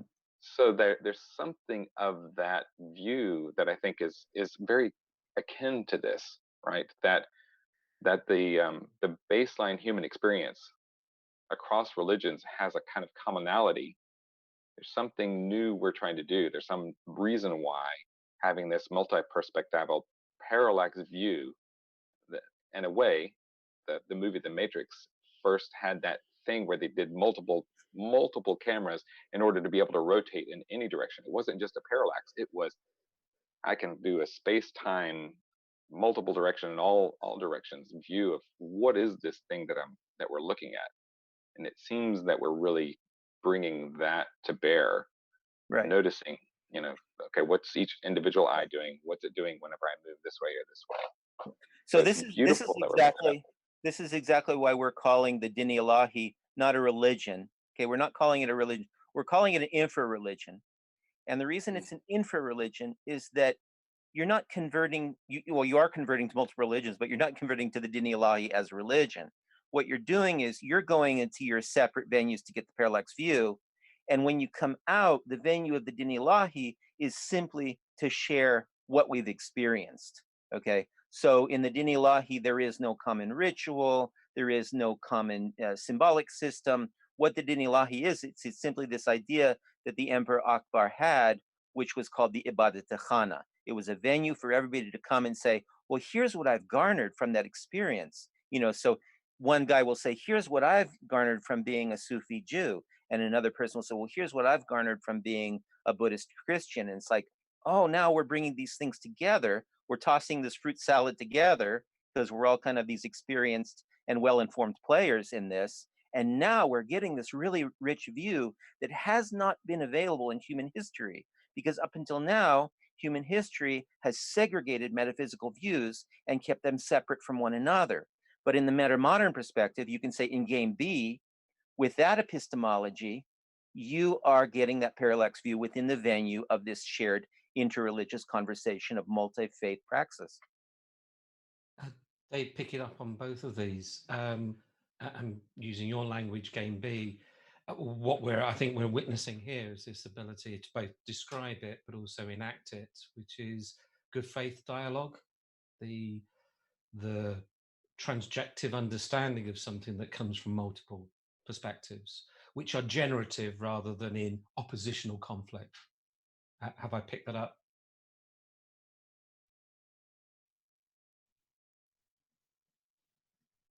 Somebody in the chat is asking, can you do this with philosophies? And I think you can, as long as the philosophies have a practical component to them where you actually enact something, for example, Stoicism, rather than just kind of a conceptual framework that has no embodied component. Something that's interesting to me is how some of the religions, or if we want to go to the philosophical route, philosophical ideologies might have conflicts between them. And you've specifically chosen the word convert. So how do you deal with those conflicts, and how do you integrate multiple perspectives when they might be in conflict with each other? So again, at the ethical level in everyday life, they don't come into conflict because you're accepting the humanitarian, global democratic liberal understanding of what ethics are. Let's just call it humanitarianism. So there's no conflict there. There's no conflict when you go into separate ritualistic forums, let's say the Catholic Mass or the Sufi Zikr, because you are then basically doing the same thing that you do when you pick up a novel. You are committing to the reality of that interior world. So when I'm reading Crime and Punishment, I'm not thinking about Moby Dick. I'm thinking about the world and the metaphysic of Crime and Punishment. And then when I put down Crime and Punishment and go to Moby Dick, I'm thinking about Moby Dick. There's no conflict between the two metaphysics. The only difference with the Din Ilahi is that you're accepting this metaphysical role play as the ontology that you're committing to ritualistically. So there's no conflict whatsoever. So you're doing them one at a time, essentially. So on Fridays I go to Zikr, on Saturdays I go to Shabbat, on Sundays I go to Catholic Mass. And when I'm in Catholic Mass, I'm not thinking about Zikr. I'm thinking about the Holy Trinity. When I go to Shabbat, I'm not thinking about the Holy Trinity. I'm thinking about Yod He Vov He.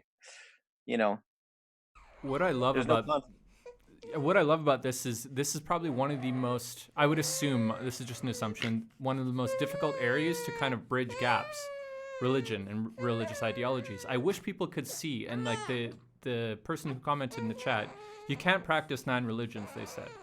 I thought that was interesting because I think you can practice the role of dad, student, teacher, Yep. blah blah That's blah, right. and we don't have any conflict with that when we play so many different roles in our lives. But it's interesting that, I mean, I was skeptical when you said it in the chat, and now hearing you say it, it makes total sense. You're just compartmentalizing the roles just like we do any other way, and then you're Or with bridging our them kids. together to find the meta.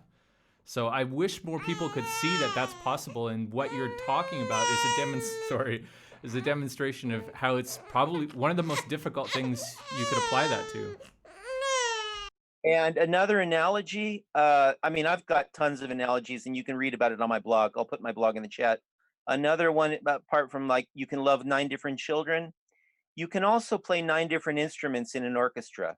You don't play them all together. One day you might play the violin, one day you might play the piano, okay?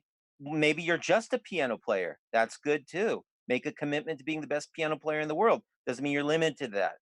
So the idea with the Din Ilahi is that this revelation that not only are all the religions true, okay, but all the religions are also different, and they're different for a reason, because each religion is contributing uniquely to the great symphony of truth that you cannot understand by hearing any one instrument. You could go solo. You can go and listen to Vladimir Ashkenazi playing, right? And that's fine. Just commit yourself to Christianity or whatever religion. No, he's a Jew, I guess, to Judaism. Or you can hear somebody who's a multi-instrumentalist or in an orchestra, and that's fine too. But the idea is that we now have to break out of this idea that the best way to discover religious truth is through only committing or converting to one path. Actually, the best way to find out the truth of what religions have always been getting to is through the triangulation of multiple practices. So this is again where my caution comes up, because the best way is contextual to someone's development and time and history. So there's something that is right now is an interesting time where and it's interesting to know that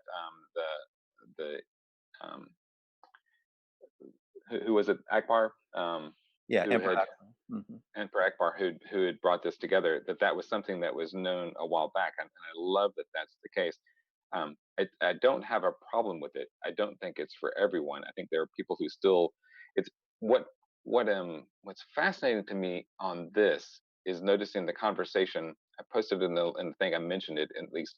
John Vervaeke had a conversation just recently, last week or so, with Mary Cohan and JP Marceau, who are 2 Christians, and Mary Cohan is specifically concerned about the notion of a religion that's not a religion. And I think part of what she's speaking to is she doesn't want to have lost the thing that you're mentioning, the deeper faith that one has with going all in one faith.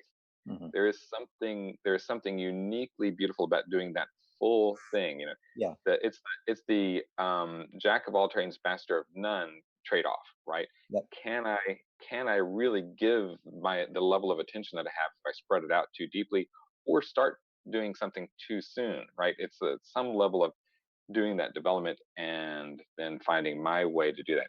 I love that we have I love that we have an environment now where people can find different ways. So as Alexander, as you and I are talking and exploring about the ecology of practices, this is a particular kind of meta practice, right? Yeah. Religion as a parallax view that gives a different kind of a thing. And thinking of other contexts, and people in the discussion group are talking about philosophies. Can we do this with philosophies? Can we do it with martial arts? Can we do it with cooking styles and music and languages? You know, there are many different things where we can get that parallax view and notice, what is it? So there's something very fascinating here. What is it that I gain by the parallax view that I didn't have by just having the singular view? And then once I have multiple parallax views, what do I have as the foundation of those? Right? There's a somebody asked the question. You know, this is the MMA of faith.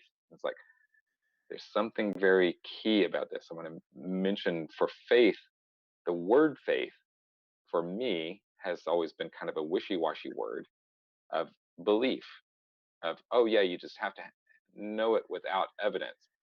And something when John Vervaeke talks about participatory knowing, it's like, oh, wait, he's talking about something other than faith that I could verbalize. He's talking about the faith that's prelingual, faith that's down in my body so deeply that I don't even know it's there. And this is a place where the parallax view really gives us a deeper perspective on our interior world down to our bedrock of who we are, which is I just a want to say, Yeah, yeah.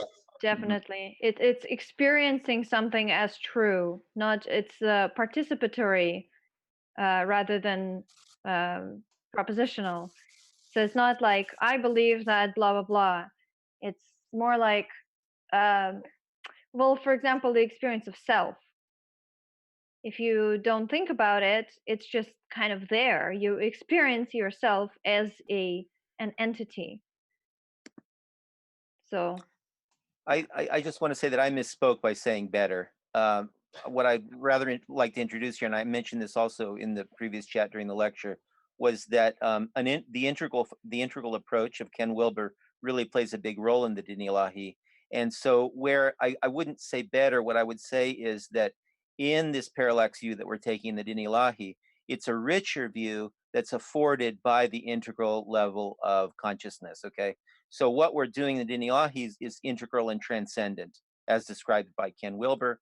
If you're not familiar with integral theory, just kind of look at some of Ken Wilber's books or some of the great talks that he's given on future thinkers. But the idea is that these are different stages, and the archaic and the magical and the mythical and rational stages that informed previous approaches to religion were not worse, obviously, no more than a little kid is worse than an adult, or an adolescent is worse than an adult. They just have the particular qualities that they have. So I'm sorry that I said better. What I meant was that this parallax view afforded by the Din Ilahi was a more integral view. Adding in some other words or language coming from perhaps a slightly different perspective is, are we really what we're talking about, this triangulation, this ability to step back and use the power of diversity of thought and belief, and coalescing that into something that might be called collective or networked intelligence? But what we're actually giving rise to as a result of that interaction is taking ourselves away from the limitations of the individual self. Absolutely. Be able to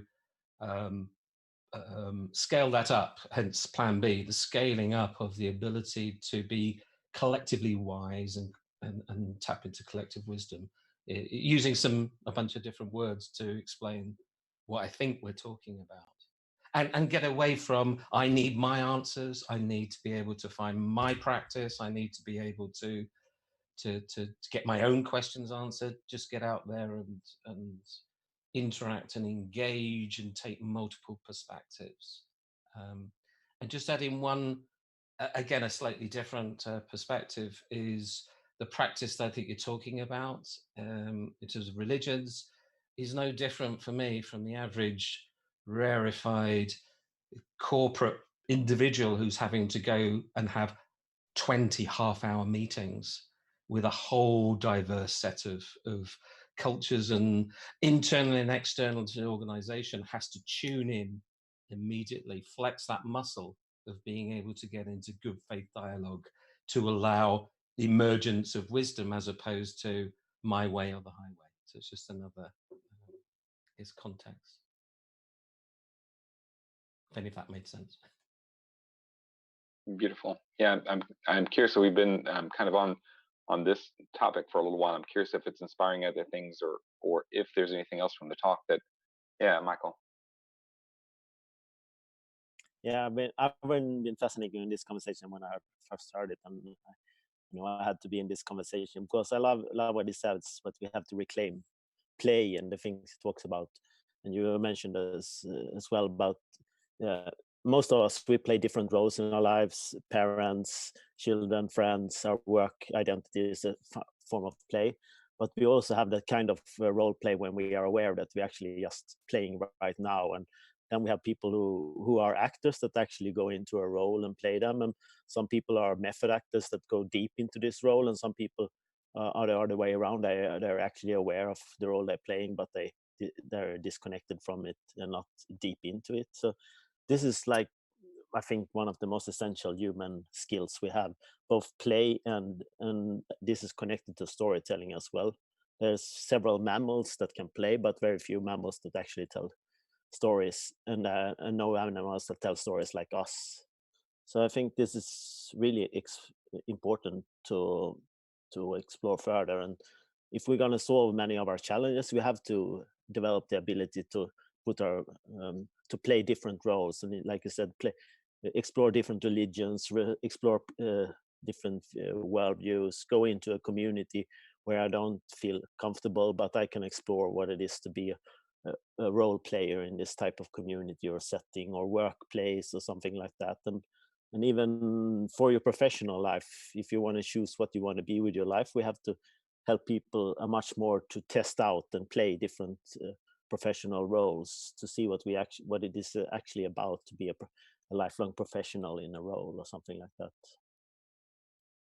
And you also mentioned, like you said, when if you can choose to become an expert piano player and just devote yourself to be the best piano player, but you also can choose to become a multi-instrumental player, generalist, or a multi-potentialite. And we need a lot of more people of those today, but it's very tricky. I've been exploring and talking to a lot of people that want to be a multi-potentialite or a polymath like me, but it's very hard to find actual professional work as a generalist when you're not committed to one work role. So that's also a conversation we have to change a lot in today's society, I think. So there were several things put together in a short thinking. I hope that last piece, that this conversation and ones like it make it more possible to be employed. And I like Bucky Fuller, when asked, if he was a generalist, or it was someone asserted that he was a generalist, and he took offense and he said, "I, sir, am no generalist. I am a comprehensivist." Comprehensivist. Yeah.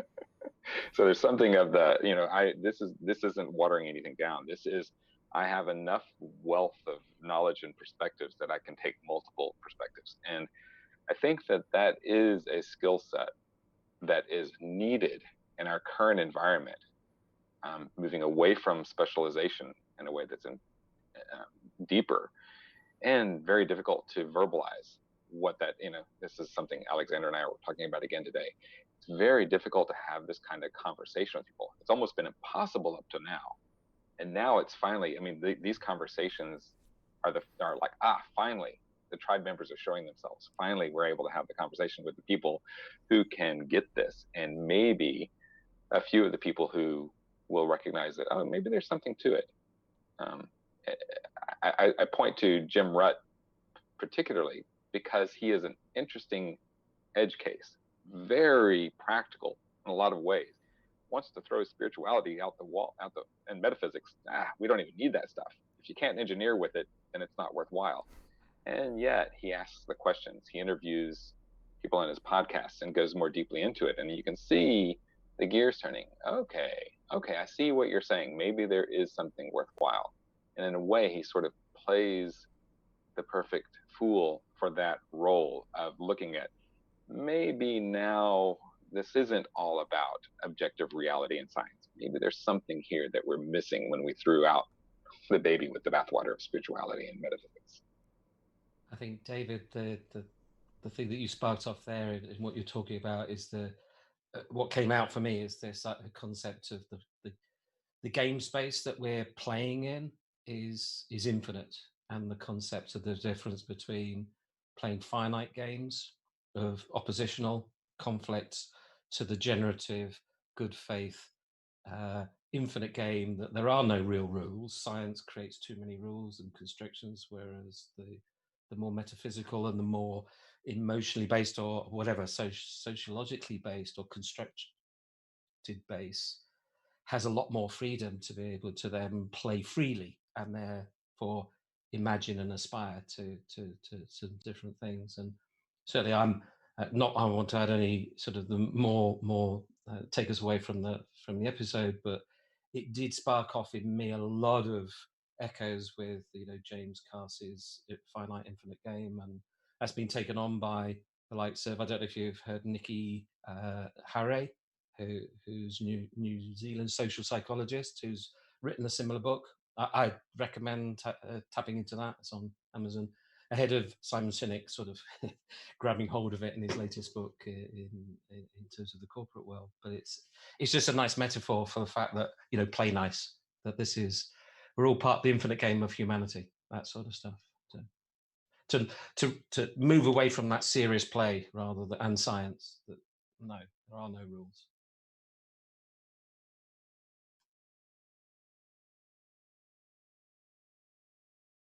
Yeah, it's one of the things too that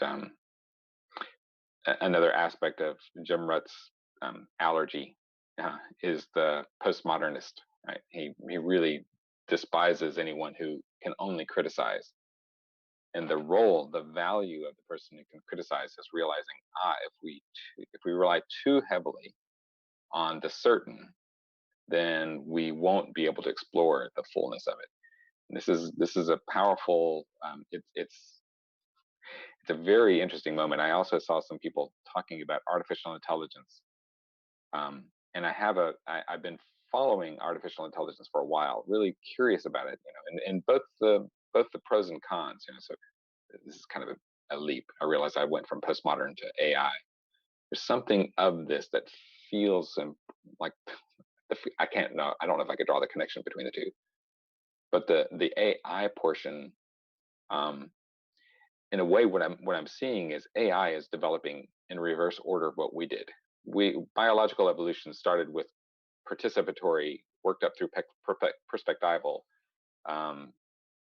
the procedural, and then got to propositional. AI seems to be starting with propositional as its base and growing into the procedural and then the perspectival, and the participatory is still trying to develop. So it's funny to look at it that way. It's a different form of life that is coming at it from a different perspective and points some light on that deep groundedness that we don't even know is there. We can't tell that the participatory is an important layer until we notice an intelligence that doesn't have that part enacted. It's like, wow, what's missing? It's not living. And so it's a funny notion. It brings to mind several questions. This is more than just left-right parallax view. This is top-down parallax view. This is a very different kind of a parallax, which is like, whoa, this blows my mind to think what we're going to discover in the next 10 to 50 years. Guys, just a quick note. Some of you are typing in the Zoom chat. This chat is not visible to anybody who is not on this call. It's not the same as the YouTube chat. So I see some of you typing as if you're responding to YouTube chat, and I don't think, yeah, you might want to put it in the other one. Just responded, David. Have you come across, has anyone come across the concepts of practopoiesis? Duncan Nikolic, part of I can't remember which university in Germany. but it's based on criticizing to a certain extent AI, which is, as you've described, I perceive it's propositional, and then knowledge based, and then process based, and algorithm based, and then eventually it gets down to something that might emerge from that, perspectival and participatory. He puts forward a multi-stage model which starts with what is encoded into our DNA, via DNA into our physiology and the instructions that we're born with, which I think is including things like play, the requirement to play and to engage and all the rest of it. And then those other, as you say, both in a human being, is given a rise to, emerges from, to the point of being an expert performer in some realm, but also is exactly the same metaphor for the way that the human brain has developed as a cognitive instrument. It's fascinating stuff, and he puts some maths to it, I think, as well. Could you say the name again? Sorry, you muted yourself. You unmute first. Oh, Danko, Danko Nikolic, and I think he's Kosovan Croatian. Nikolic is Nikolic, I think. Something like that. It'll come up. He's written some papers, and it's which is good.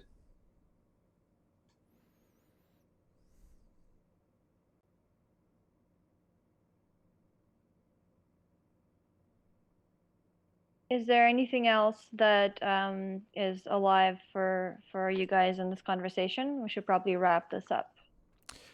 Well, for me, just on the AI note, I thought it was interesting, as you were describing the ascension that we've taken in consciousness and the dissension and deconstructing what that is, the path that we're taking to figure out how to make an artificial intelligence. It occurs to me that kind of looks like a cycle, and it occurs to me that AI redesigning itself would probably be, again, back to the way we are, the way we came about. So we're trying to figure out how to design this AI that can at some level be self-aware, and then probably from the ground up it would redesign itself once it achieved that. Totally. My reading of it, having read quite a lot around this, is actually each of those levels have feedback loops.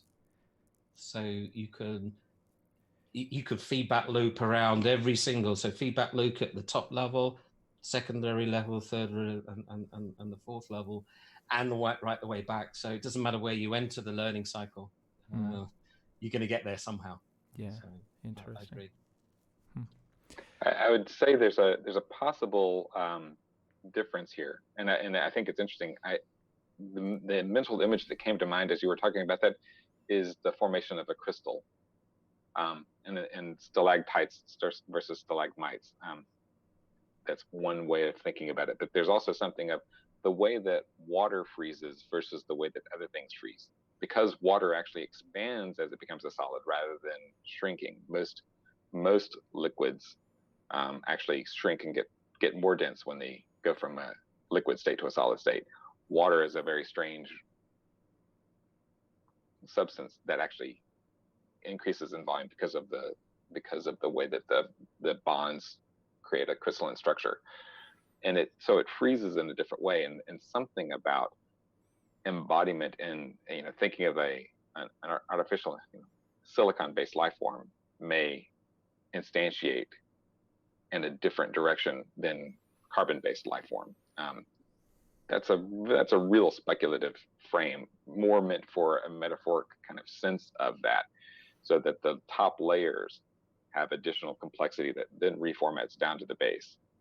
But neural networks seem to be doing that. They seem to be looking at the perspectival differentiation, parallax view that then goes all the way back down to rationality, and starts to feel into the sensorial. How do I process vision, touch, smell, different aspects of that. But it is coming in from a different perspective. So this possibility that we can look at the development both of biology and artificial intelligence, looking at that, find some interesting invariant behaviors of the culmination of intelligence and livingness, agency from different perspectives. Just adding to that, David, just going off in a completely different direction as well, using the crystallization metaphor, is that ability for crystallization, even in water, to create an infinite number of snowflake patterns and crystals with some sort of mathematical order to it, as though the crystal knows how to be different and creative and infinitely varied, but within some sort of whatever major schema of some description. It's you could play tunes on all of this. It's fascinating. Sorry for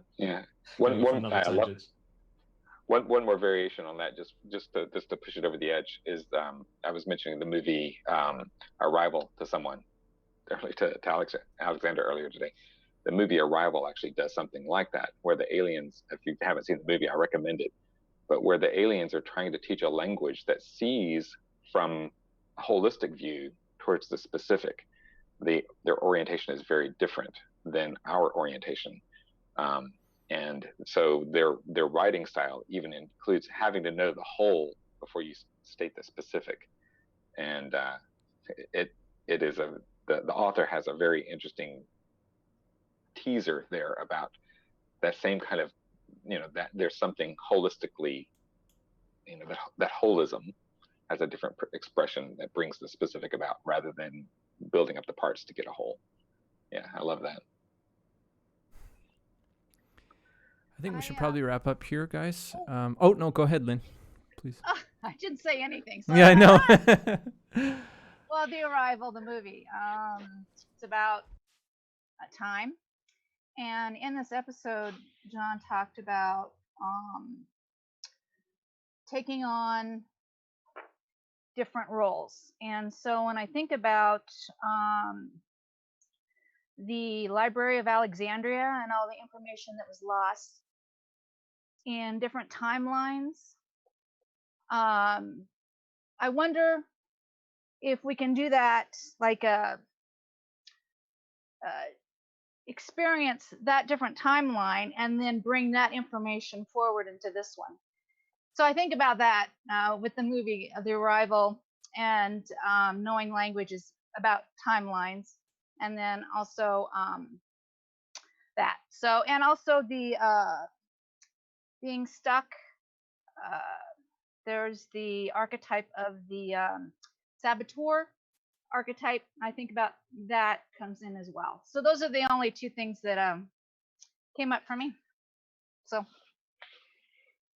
that's all.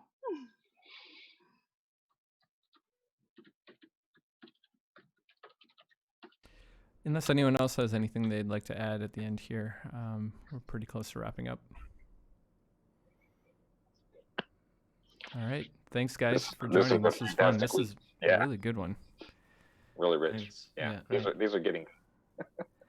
Again, if you want to, I mentioned during the intermission, if you want to check out the other calls that we do, you can go to futurethinkers.org/events, and there's a whole list of calls and retreats and other stuff that we do. So check that out.